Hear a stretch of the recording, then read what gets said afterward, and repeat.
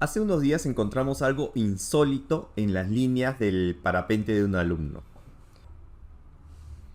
Acá el alumno intenta despegar, pero falla. Al principio pensábamos que solamente faltaba correr o que no estaba bien alineado al viento. Así que le acomodamos la vela para que lo intente de nuevo. Esto es completamente común cuando un alumno está aprendiendo a despegar, a hacer sus primeros vuelos.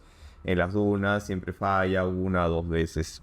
Nada que realmente nos preocupe o que sea extraño. Así que volvemos a poner la vela y el alumno lo vuelve a intentar. También pasa que como el alumno en su primer vuelo está un poco nervioso, no corre lo suficiente o con suficiente decisión, así que fallar un despegue es completamente normal. Y acá el alumno vuelve a intentarlo y otra vez el lado derecho del parapente se la traza y vuelve a fallar de la misma manera. Ahí ya sospeché algo raro. Lo normal cuando esto pasa, cuando el mismo lado se cae o queda relegado, o el alumno se va al mismo lado varias veces, es porque en el parapente puede haber o un nudo, o puede haber un alambrito, o a veces una pluma de un pájaro que se enreda, o hay mucha arena en esa parte del parapente. Entonces, antes de que el alumno vuelva a intentar despegar, revisamos las líneas del parapente y dentro del parapente. Chato, ahí nomás. Creo que hay un nudito. Hay un nudito de este lado. Sí, Es un caballito. sí, caballito de mar. Qué buena. Vea, es un caballito de mar. Pues lleva esta cosa. Buena suerte, se lo agarre. Y acá veo algo raro, atorado, que no era una ramita, no era una plumita. Se trataba de un caballito de mar. ¿Qué probabilidades hay que este caballito de mar termine en la orilla, termine disecado o secado por el sol? El alumno lo recoge con el parapente en el aterrizaje, llega hasta el despegue, en el repollo, en la bolsa, se extiende el parapente y se queda atascado en las líneas. No una, sino hasta 3 veces.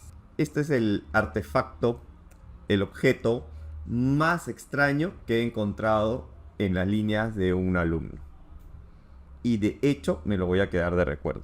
Ya sin caballito, el alumno salió perfecto. El problema era el caballito de mar. Aquí tengo al caballito en cuestión.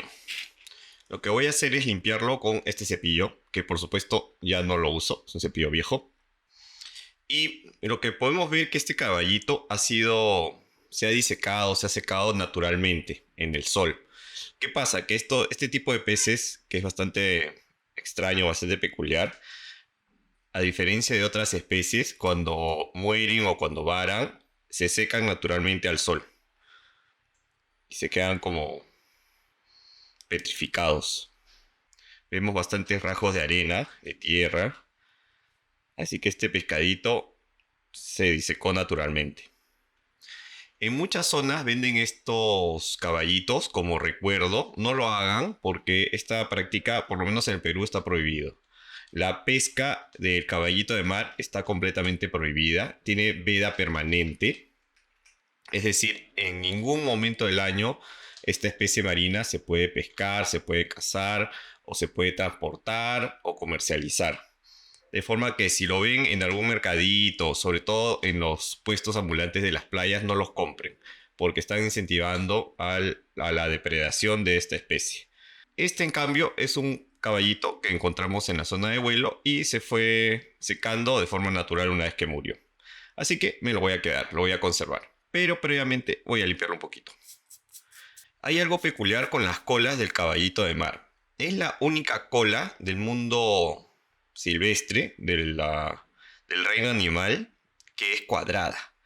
Usualmente las colas son redondas, pero las colas del caballito de mar son cuadradas. Y esto es para que se agarre mejor de las algas o de lo que quiera aferrarse. Estos animalitos viven aferrados a las algas marinas y se aferran con su colita. Al ser cuadrada, tienen mayor superficie de agarre. Además, sirven como una especie de amortiguación, porque los depredadores tienden a cazarlos o agarrarlos desde su cola. Y la cola, al ser cuadrada, al ser conformada por 4 placas, cuando un depredador la muerde, estas placas se adaptan, se aplastan sin dañar los tejidos o los órganos internos del caballito. Ahí está la micha queriendo comérselo. No, micha, no te lo voy a dar para que te lo comas. Se va a quedar en mi repisa. Bueno, la cola del caballito es cuadrada para eso, para tener mayor superficie de agarre y como un amortiguador en caso de lo muerdan por ahí. Ya, micha. En el Perú no es difícil encontrarlos, sobre todo si se bucea.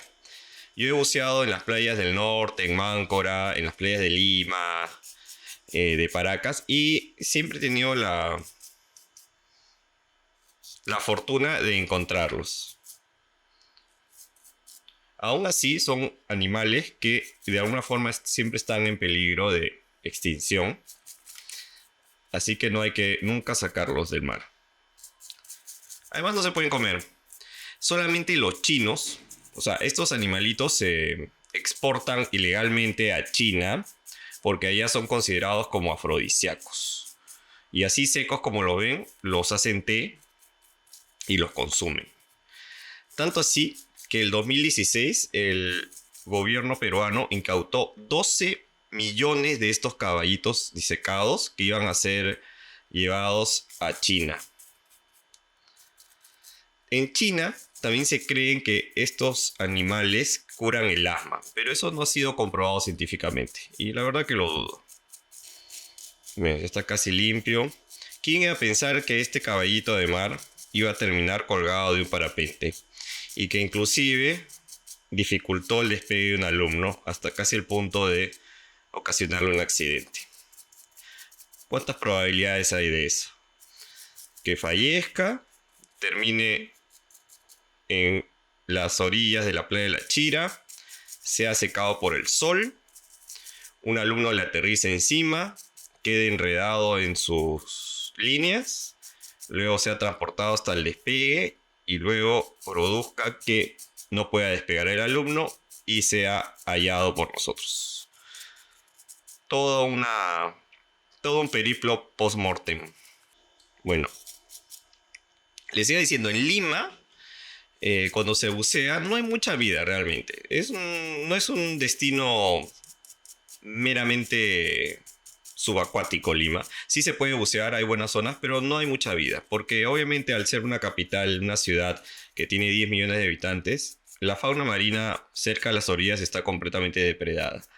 Pero, a pesar de ello, si se mira con atención en las algas,